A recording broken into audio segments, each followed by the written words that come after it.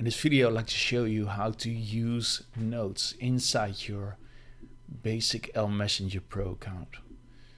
So first of all, of course, you have to log into Elmessenger Pro, and you're logged into Facebook, your Messenger, and then here you'll see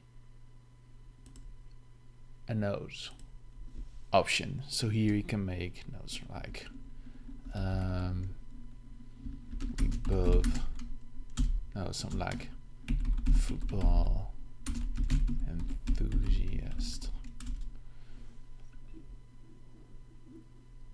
And also here you can make notes.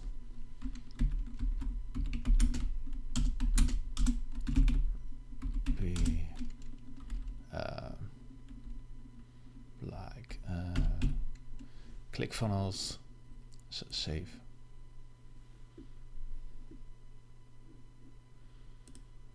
You can find it back here. What you also can do is use canned responses. So for that, you'll have to go to this side of the menu, go to canned responses, and I can select here the response I set up. So here you can see where you find the canned responses. When you go to tags, message templates, and go to first contact and house biz, here you can check the mark showing canned responses.